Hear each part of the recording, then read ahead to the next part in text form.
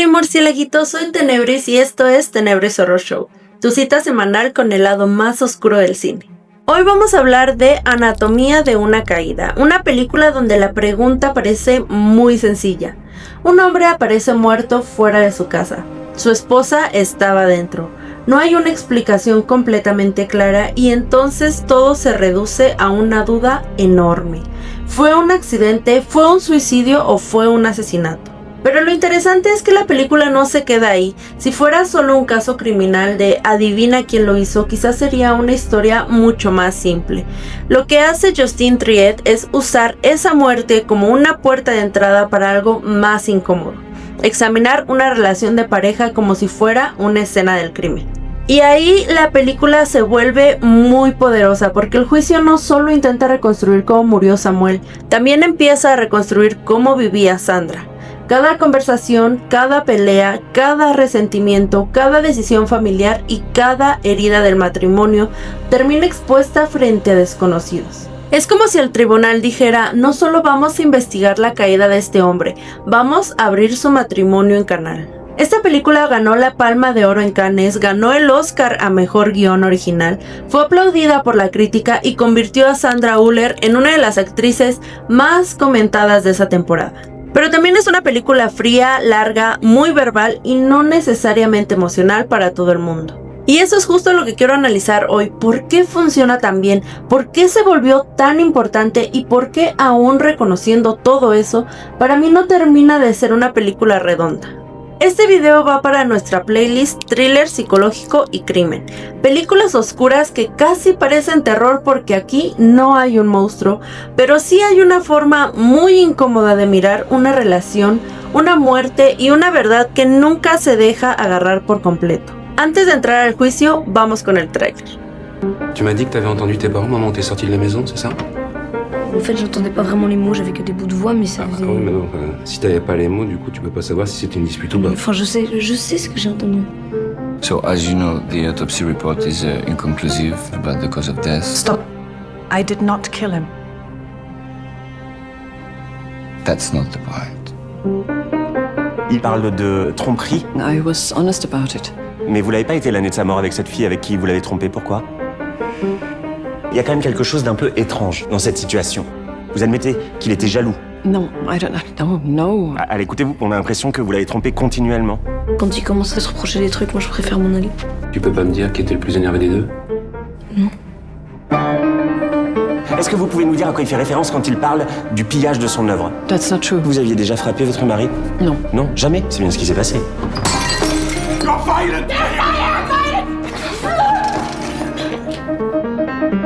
T'as pas pu les entendre s'ils parlaient calmement. J'ai confondu. T'as confondu.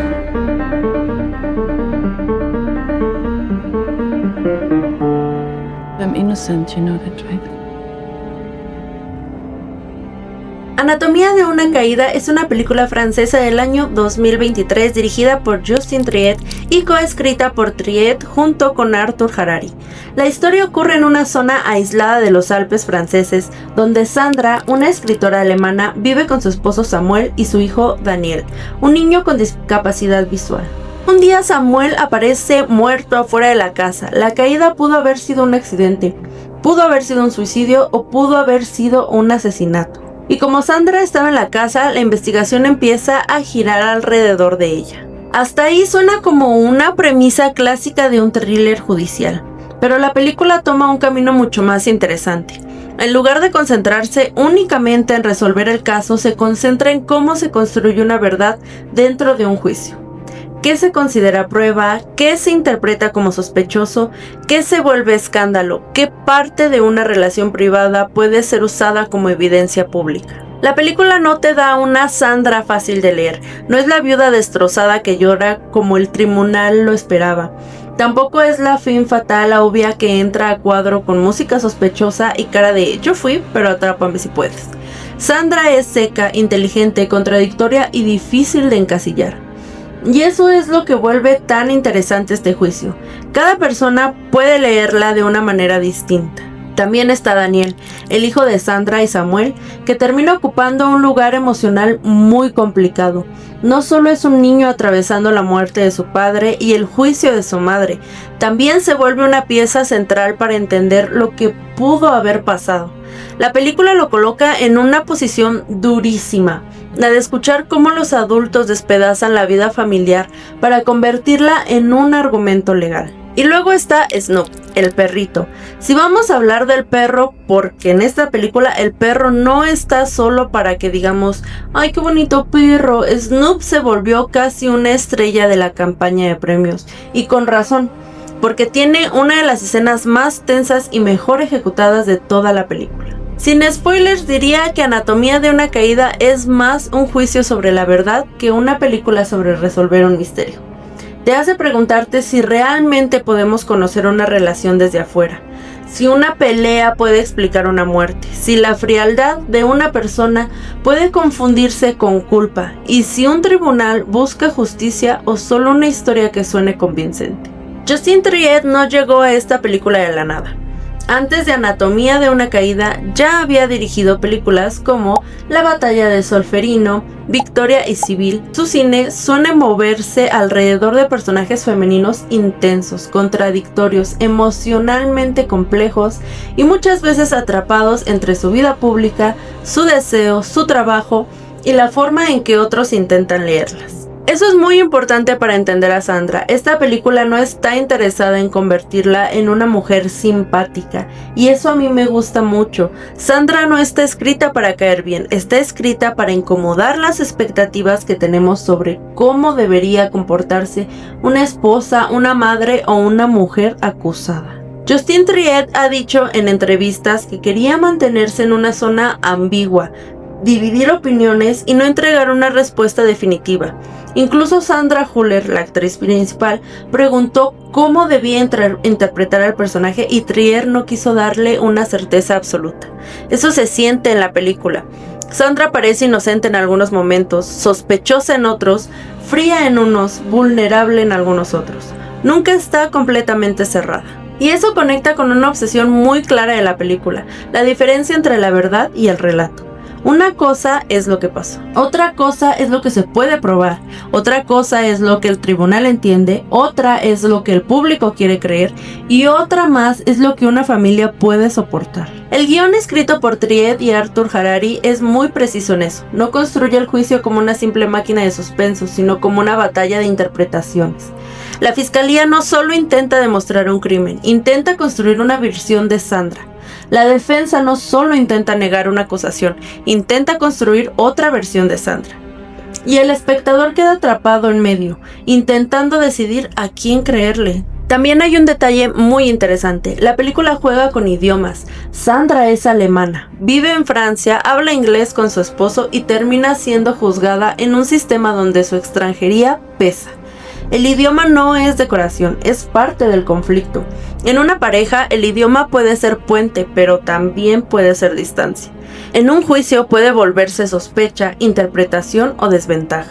Y eso es algo que la película trabaja muy bien, todo comunica. El idioma, el tono, la pausa, la forma de mirar, la ausencia de lágrimas, la elección de una palabra. En el mundo de Anatomía de una caída, nada es neutral, todo puede convertirse en una prueba. Hay varios datos de investigación que enriquecen mucho la lectura de Anatomía de una caída. El primero es que la película estuvo ligeramente inspirada por la atención mediática alrededor del caso de Amanda Knox, una estudiante estadounidense que fue condenada injustamente por asesinato en Italia y cuyo caso se convirtió en un espectáculo mediático. La película no adapta ese caso, no cuenta esa historia, pero sí aparece tomar de ahí algo muy importante, cómo una mujer acusada puede ser convertida en personaje público, cómo su comportamiento es interpretado hasta el cansancio y cómo la opinión externa puede contaminar la lectura de la culpa. Eso se siente muchísimo en Sandra, no basta con saber qué pasó. Todos quieren interpretar quién es ella, si es fría, si es ambiciosa, si fue mala esposa, si fue mala madre, si es demasiado independiente, si no sufre como debería. El juicio se convierte en una evaluación moral de su personalidad. Otro dato interesante es la campaña promocional con la pregunta ¿Did she do it? O sea, ella lo hizo. Esa campaña funcionaba perfecto porque convertía al público en jurado antes de ver la película. Y esa es justamente la trampa de la historia. Hacer que todos queramos tomar una postura, aunque la película nunca se nos entregue una certeza limpia. También está el fenómeno de Messi, el border collie que interpreta Snoop. Su participación se volvió viral durante la temporada de premios. Y no solo por su ternura, su actuación realmente sostiene una escena clave. Una de esas escenas donde si el animal no funciona, todo se cae. Y aquí funciona. Snoop no es un adorno, es testigo, vínculo emocional y pieza narrativa. Y por último está la controversia alrededor de Francia y los Oscar. Aunque Anatomía de una caída venía de ganar Cannes y parecía una candidata natural para representar a Francia como película internacional, Francia eligió enviar The Taste of Things. Esto generó mucha controversia, sobre todo porque Justin Triet había dado un discurso político fuerte al recibir la Palma de Oro. Al final, la ironía fue deliciosa. Aunque no compitió por mejor película internacional, Anatomía de una caída terminó nominada a categorías mayores y ganó mejor guión original. Ese contexto ayuda a entender por qué esta película se volvió tan grande. No fue solo una cinta prestigiosa del festival, fue una película que generó debates sobre culpa, verdad, género, pareja, maternidad, injusticia, industria, política cultural y hasta sobre si un perro puede robarse una temporada de premios. Y honestamente, Messi sí se la robó tantito. Como thriller psicológico y crimen, Anatomía de una caída funciona porque entiende que el misterio no está solo en la muerte de Samuel. El verdadero misterio es Sandra. Y no lo digo en el sentido de Sandra esconde algo criminal necesariamente, sino en el sentido de que la película nos obliga a observar cómo construimos nuestra sospecha. ¿Por qué nos parece culpable a alguien? ¿Por qué nos parece inocente? ¿Qué gestos leemos como frialdad? ¿Qué silencios interpretamos como mentiras? ¿Qué tanto nos afecta que una mujer acusada no se comporte como esperamos? En un drama judicial clásico como Anatomía de un asesinato, el placer está en el procedimiento, en ver cómo el caso se arma y se desarma frente a nosotros. En 12 hombres en pugna, el juicio se convierte en un laboratorio de duda razonable. En Saint Omer, el tribunal se vuelve un espacio para mirar maternidad, migración, lenguaje y horror íntimo. Anatomía de una caída conversa con ese tipo de cine, pero su centro es más doméstico. No disecciona solo el crimen, disecciona una pareja. Ahí está su mayor fuerza. La película entiende que un matrimonio puede tener zonas que nadie externo va a entender del todo. Una pelea grabada puede sonar brutal, pero no necesariamente resume una vida. Una confesión puede parecer sincera, pero también puede estar editada por la memoria. Un hijo puede decir la verdad y aún así está reconstruyéndola desde el dolor. La tensión psicológica nace de esa imposibilidad. El tribunal quiere un relato claro, el espectador también. Queremos saber si Sandra lo hizo o no. Queremos una respuesta porque las respuestas nos tranquilizan. Pero la película insiste en algo más incómodo. Quizá la verdad completa no está disponible para nosotros. Por eso esta película no funciona como un thriller de persecución ni como misterio de pistas escondidas. Funciona como una discusión moral. El suspenso no viene de a ver cuándo aparece la siguiente prueba, sino de cómo cada prueba cambia nuestra relación con Sandra, con Samuel y con Daniel. Y ahí está también mi principal crítica. Por momentos la película confía demasiado en esa tensión intelectual.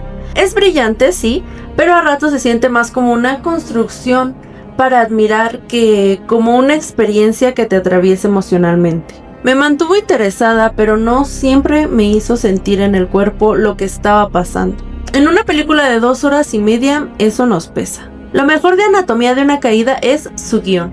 Se nota por qué ganó tantos premios de escritura. Cada elemento parece estar colocado para que el espectador tenga que ajustar su postura una y otra vez. La película no te engaña con trampas baratas, pero tampoco te regala comodidad.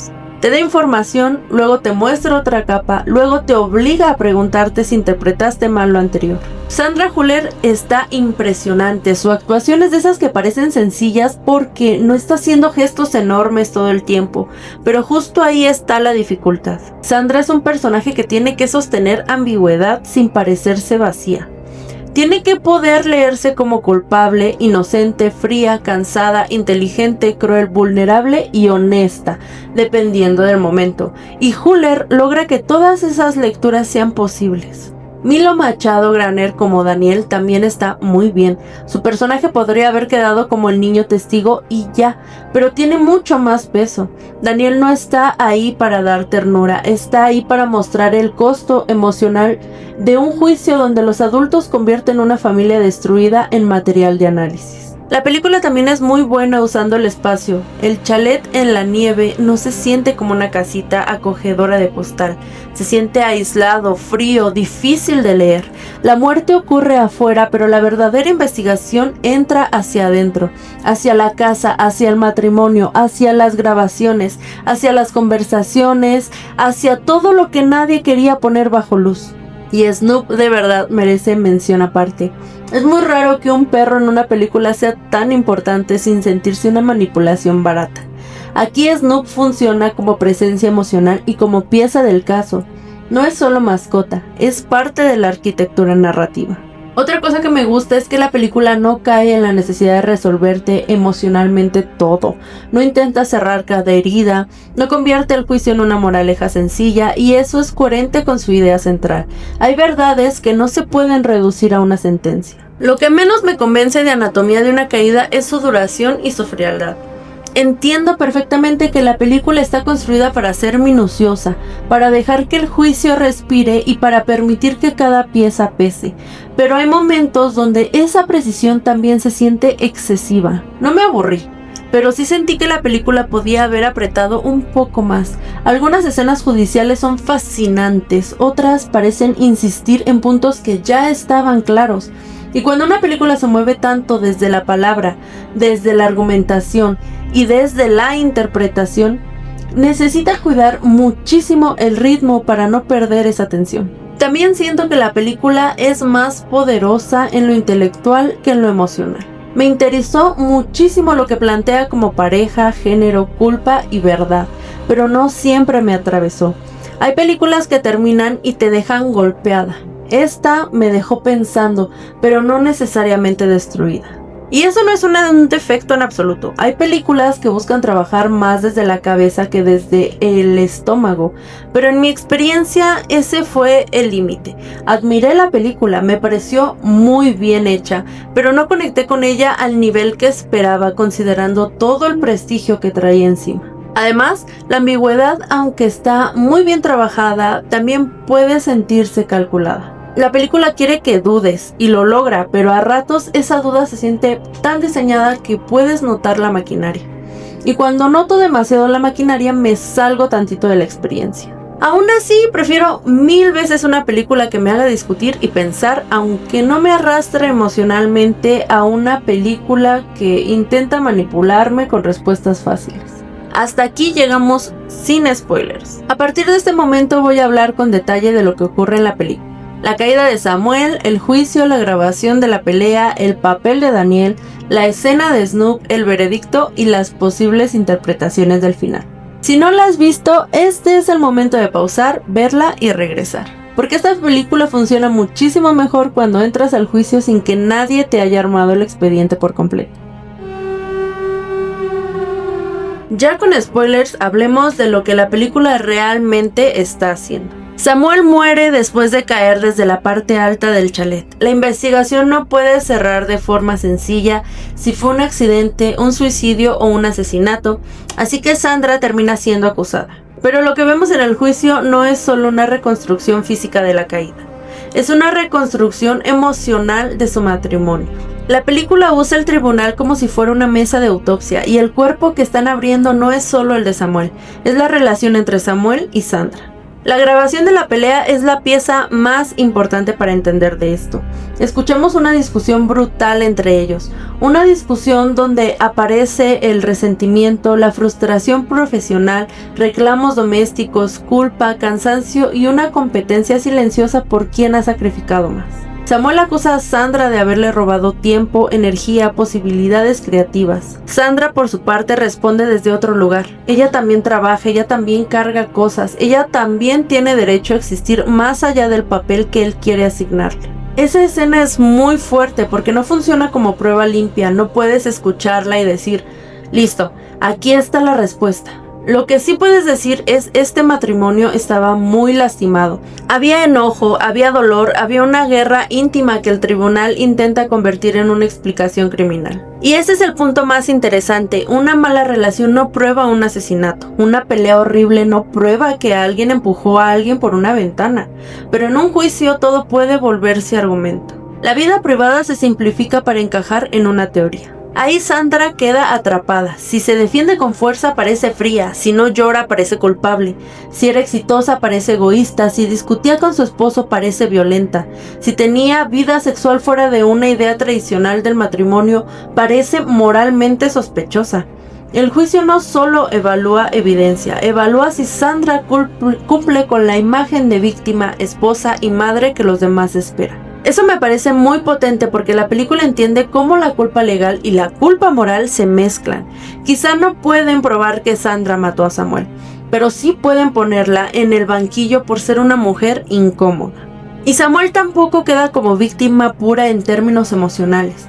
Su muerte es trágica, por supuesto, pero la película muestra que también había resentimiento, fracaso, dependencia y una especie de guerra narrativas dentro de la pareja. Él sentía que Sandra le había quitado algo, Sandra sentía que Samuel la responsabilizaba de su propia frustración. Lo triste es que quizás los dos tenían algo de razón y algo de crueldad, y esa es una de las partes más realistas de la película. En una relación rota muchas veces no hay un villano absoluto. Hay versiones, hay heridas pequeñas, violencias, omisiones, cansancio y frases que se acumulan hasta que ya no sabes dónde empezó el derrumbe. Daniel es el personaje más delicado de la película porque está atrapado entre dos ausencias. Su padre está muerto y su madre está siendo juzgada. Él no tiene el lujo de ser solo un niño en duelo. El caso lo obliga a convertirse en testigo, intérprete y pieza central de una verdad que ni los adultos logran sostener. Además, Daniel tiene la discapacidad visual y la película no usa eso de forma decorativa. Su relación con la verdad no viene tanto de lo que vio, sino de lo que escuchó, de lo que recuerda, de lo que intuye, de lo que reconstruye. Eso hace que su testimonio tenga una dimensión muy interesante. No está basado en una mirada objetiva, sino en una experiencia sensorial y emocional fragmentada. La escena de Snoop es fundamental. Daniel hace un experimento con el perro para intentar entender si Samuel pudo haberse intentado suicidar antes. Y esta parte es una de las más tensas de la película porque mezcla investigación, desesperación infantil y una necesidad horrible de encontrarle una explicación. Daniel no solo quiere saber qué pasó, Daniel necesita poder vivir con una versión de lo que pasó. Esa diferencia es enorme. A veces no buscamos la verdad porque queramos una verdad perfecta. La buscamos porque necesitamos una historia que nos permita seguir respirando. Daniel necesita una versión donde su madre pueda seguir siendo su madre, donde su padre pueda seguir existiendo como alguien que tomó una decisión trágica y donde el mundo no sea completamente incomprensible. Pero esa construcción también es incómoda porque la película nos deja preguntarnos si Daniel recuerda, interpreta o decide creer. Y no lo digo como si estuviera mintiendo de una forma maliciosa, lo digo porque el dolor también organiza la memoria. La necesidad emocional puede influir en la forma en que una persona acomoda los hechos. El juicio termina dependiendo mucho de él y eso es durísimo porque ningún niño debería cargar con la responsabilidad simbólica de salvar o condenar a su propia madre. La película lo sabe y por eso Daniel es tan importante. Su testimonio no es solo una pieza legal, es el retrato de un niño intentando sobrevivir a una familia destruida. Y aquí Snoop funciona de manera brillante. El perro es testigo sin lenguaje, presencia sin juicio, compañía sin interpretación. En una película donde todos hablan demasiado, donde cada palabra puede ser usada como arma, Snoop representa algo más limpio. No porque resuelva el caso, sino porque acompaña a Daniel en medio de una realidad que los adultos han vuelto insoportable. Sandra es el corazón del misterio porque la película está construida para que nunca podamos poseerla por completo. Y eso es lo que más me gusta del personaje. Si la película quisiera que la viéramos como una inocente, sin duda, la habría escrito de forma más cálida, más sufriente, más transparente. Si quisiera que la viéramos como culpable, le habría dado gestos más obvios, contradicciones más marcadas, una escena escondida, algo por el estilo. Pero no, Sandra se mueve en una zona incómoda. Ella no actúa como el tribunal espera que actúe una viuda. No actúa como cierta parte del público esperamos que actúe una madre. No se deshace en lágrimas, no se vuelve una figura de compasión fácil, y eso activa nuestra sospecha. La película juega con nuestros sesgos. Nos pregunta, ¿te parece culpable porque hay pruebas o porque no te cae bien? ¿Porque hay evidencia o porque su frialdad te incomoda? ¿Porque pudo matar a Samuel o porque no se ajusta a la imagen de mujer doliente que tú esperabas ver? Esto es muy inteligente porque el juicio no solo se trata de hechos, también se trata de un performance. En un tribunal, la forma de hablar, llorar, mirar, responder y vestir puede influir en cómo los demás interpretan la verdad. Y Sandra no performa la inocencia de manera convencional. También hay una capa de género muy fuerte. Su éxito profesional pesa, su independencia pesa, su sexualidad pesa, su extranjería pesa, su maternidad pesa. Todo eso se mezcla con el caso. La pregunta deja de ser solamente ¿mató a su esposo? Y se convierte en ¿qué tipo de mujer creemos que es Sandra? Y aquí está la trampa. Incluso si Sandra fuera una mala esposa, eso no la convierte en una asesina. Incluso si fue cruel en la pelea, eso no prueba un homicidio. Incluso si estaba harta de Samuel, eso no significa que lo empujó. La película separa capas, pero el juicio intenta pegarlas. Para mí, Sandra es uno de los personajes más interesantes del cine reciente, justamente porque no necesita ser resuelta. La película no pide que la amemos, pide que soportemos no entenderla por completo. El final absuelve a Sandra, pero la película no absuelve nuestra duda. Y eso es clave. Legalmente hay un resultado, pero emocionalmente no hay cierre. La película no termina diciéndonos tranquilos, aquí está la verdad. Termina dejándonos con una sensación mucho más incómoda. Quizás el sistema necesita llegar a una conclusión, pero la vida no siempre la entrega. Sandra regresa a casa, Daniel está ahí, Snoop está ahí, la vida sigue, pero nada se siente limpio. Y eso me gusta porque la película no confunde el veredicto con verdad absoluta. Un tribunal puede declarar inocencia o culpabilidad según la evidencia, pero eso no significa que la historia completa quede iluminada. Entonces, ¿qué pasó? Hay varias lecturas. Una es que Samuel se suicidó, quizá atravesado por frustración, depresión, resentimiento y una sensación de fracaso. Otra es que fue un accidente. Otra es que Sandra sí pudo haberlo matado y la película simplemente nunca nos entrega la certeza. Y una lectura más interesante es que la película no está preguntando realmente eso, sino ¿por qué necesitamos tanto saberlo? Porque si Sandra es culpable, todo encaja en una historia criminal.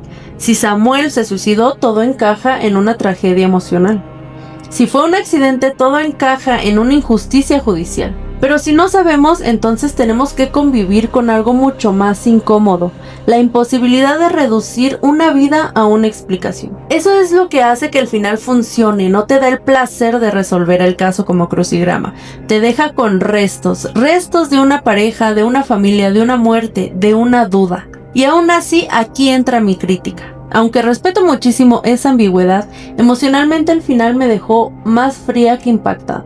Entiendo lo que hace, entiendo por qué es elegante, entiendo por qué tanta gente la ama, pero a mí no me destruyó, me pareció inteligente pero no devastador. Y eso resume bastante bien mi relación con la película. La admiro mucho, pero no me atraviesa igual que otras obras del subgénero. Si yo hubiera ajustado algo de Anatomía de una caída, habría recortado un poco la duración. No demasiado porque la película necesita espacio para construir ambigüedad. Pero sí creo que hay escenas que podían ser más compactadas sin perder su complejidad. También habría buscado un poco más de temperatura emocional. No quería tal cual melodrama, no quería una película llorona, no quería que Sandra se volviera más simpática. Pero sí creo que algunos momentos podrían acercarnos más a la factura familiar sin romper la ambigüedad. El juicio está muy bien escrito, pero por momentos se siente tan preciso que la vida emocional queda ligeramente encapsulada. Y una película sobre una familia destruida necesita que, además de admirar la escritura, sintamos el peso de esa destrucción. También me habría gustado ver un poco más de Samuel antes de que se convirtiera en objeto del juicio. Lo conocemos a través de restos, de las grabaciones, discusiones, interpretaciones, recuerdos. Eso tiene sentido porque él ya está muerto y la película trabaja con esa ausencia. Pero quizás una dosis mínima más de su presencia habría hecho que el conflicto de pareja tuviera más carne emocional. Y por último, creo que la película podía arriesgarse a incomodar más en lo afectivo. Es muy buena incomodando en lo intelectual, en lo moral y en lo judicial. Pero en el corazón de la historia, una familia partida a veces se queda un poco congelada. Aún con eso, no puedo negar que es una película muy bien construida, con una dirección precisa, actuaciones excelentes y un guión que sabe exactamente qué es lo que quiere provocar. Ahora sí, mi calificación para Anatomía de una caída es de 7.5 de 10. Le doy un 7.5 porque me parece una película inteligente, elegante, muy bien actuada y con uno de los guiones más interesantes de su año. Sandra Hüller está espectacular, Milo Machado Graner sostiene un personaje dificilísimo y Justine Triet logra convertir un juicio en una disección muy fina de una relación de una familia y de nuestra necesidad de encontrar una verdad clara. No le doy más porque, aunque la admiro muchísimo, no me atravesó emocionalmente como esperaba. Sentí su inteligencia, su precisión, su ambigüedad, pero también la sentí larga y fría por momentos, demasiado calculada. Es una película que me hizo pensar más de lo que me hizo sentir. Y eso yo no estoy diciendo que esté mal, hay películas que se quedan en la cabeza y no tanto en el pecho. Esta para mí funciona así. La respeto, la recomendaría y me parece importante, pero no entra en ese grupo de películas que terminan y me dejan completamente destruida. Para mí, Anatomía de una caída es una gran película de juicio, verdad y sospecha. No perfecta para mi gusto, pero sí muy poderosa en lo que propone. Y ahora sí, quiero saber qué piensan ustedes. Si ya vieron Anatomía de una caída, déjenme acá en los comentarios qué calificación le dan del 1 al 10. Y sobre todo díganme, ¿ustedes creen que Sandra fue inocente, culpable o que la película nunca quiso darnos una respuesta definitiva? También quiero leer qué opinan de Daniel y de Snoop, porque honestamente ese perro se ganó su lugar en la historia del cine judicial. Pocas veces un perrito había cargado tanto drama, tanta tensión y tanta responsabilidad narrativa. Este video ya forma parte de nuestra playlist Thriller Psicológico y Crimen. Así que si les gusta este tipo de cine donde el verdadero monstruo es la duda, dense una vuelta por esa lista. Si les gustó esta reseña no olviden darle like, suscribirse a Tenebris Horror Show y activar la campanita para que no se pierdan los próximos videos. También compártelo con ese amigo que siempre cree que ya resolvió la película en los primeros 10 minutos. A ver si con esta se siente tan detective. Yo soy Tenebris, esto fue el Tenebris Horror Show y recuerden, a veces una caída no solo rompe el cuerpo, también puede romper todas las versiones de una familia. Nos vemos en el siguiente video.